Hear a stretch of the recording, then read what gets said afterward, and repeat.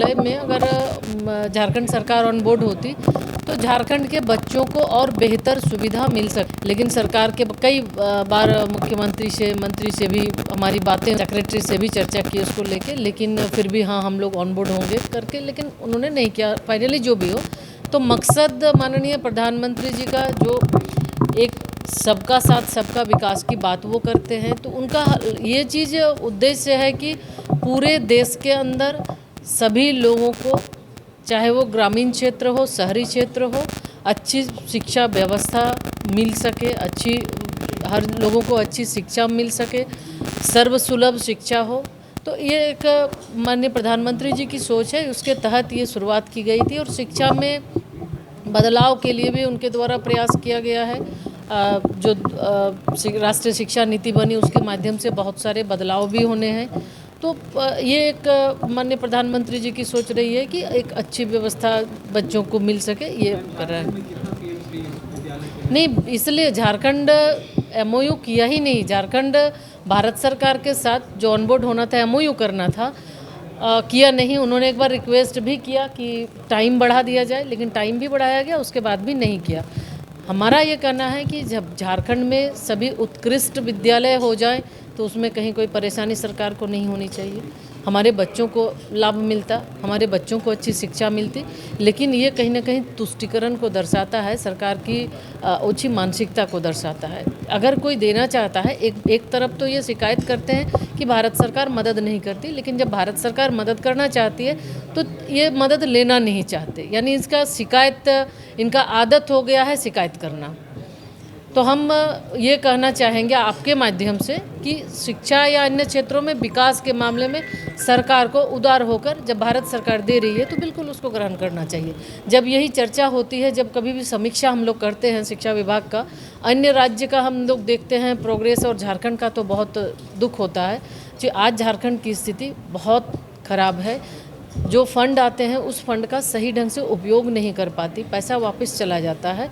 और कहीं ना कहीं जैसे टीचर के बारे में ही देखें तो बहुत सारी वैकेंसियां हैं। आज कैसे हम शिक्षा को बेहतर कर सकते हैं, सुधार सकते हैं। और ये शायद अदूरदर्शिता की वजह से ये हो रहा है, राज्य सरकार की अदूरदर्शी नीति के कारण ये हो रहा है। बहुत पिछले सरकार के द्वारा आपने देखा जो नियुक्ति हुई भी थी, आज इसके नीति के वजह से आज वो खत्म भी हुआ, मामला कोर्ट में है मामला।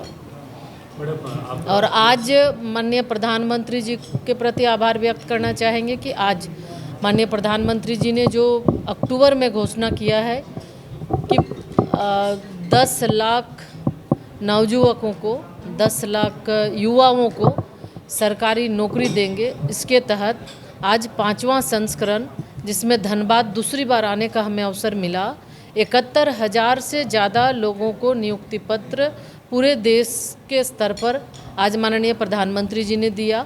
45 जगहों पे रोजगार मेला का आयोजन कर 71,000 से ज़्यादा युवाओं को नियुक्ति पत्र देने का काम किया। यानी माननीय प्रधानमंत्री जी का ये लक्ष्य है 10 लाख नियुक्ति पत्र 1 साल के अंदर। और वो लगातार आप देख रहे होंगे कि इस तरह रोजगार मेला के माध्यम से नियुक्ति पत्र देने का काम कर रहे हैं। इसके साथ ही साथ सिर्फ ये नहीं कि सरकारी नौकरी तक ही बच्चों को सीमित रखे, उसके अलावे भी रोजगार का सृजन हो रहा है। यानी जैसे जैसे आधारभूत संरचनाएं बढ़ रही है, लोगों को, बच्चों को रोजगार मिल रहा है।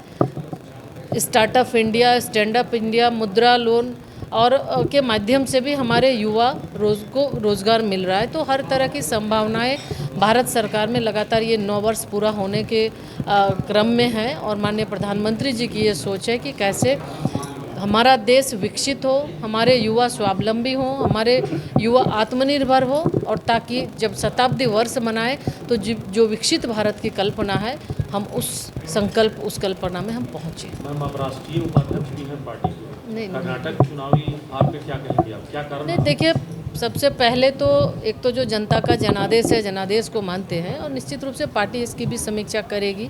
आखिर कहाँ पे चूक हुई, कहाँ पे क्या दिक्कतें हुई, तो पार्टी समीक्षा करेगी इसको लेकर। तो वहाँ समस्या रहा नहीं, इसलिए कहा जब तक समीक्षा नहीं होगी, जब तक बातें नहीं होगी, चर्चा नहीं होगी, इस पर बहुत आगे बोलना ठीक नहीं है।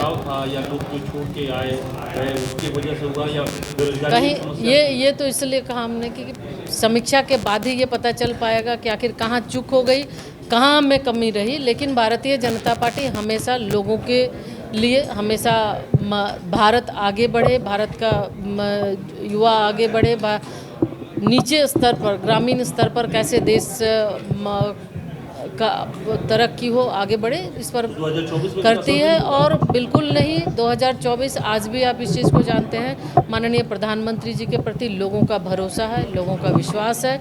और आज लोग ये महसूस करते हैं कि आज इस 9 वर्षों के दौरान भारत की एक अपनी अलग पहचान विश्व के पटल पर बनी है और भारत के प्रधानमंत्री पूरे विश्व के सबसे लोकप्रिय नेता के रूप में उभरे हैं। और आज कहीं न कहीं पूरे विश्व का भरोसा भारत पर है। इसलिए आज किसी भी तरह की कोई अगर आप पूरे विश्व के पटल पर कोई परेशानी, कोई बात होती है तो सबकी निगाहें भारत पर होती है, भारत के प्रधानमंत्री क्या बोलेंगे। तो निश्चित तौर पर कहीं हम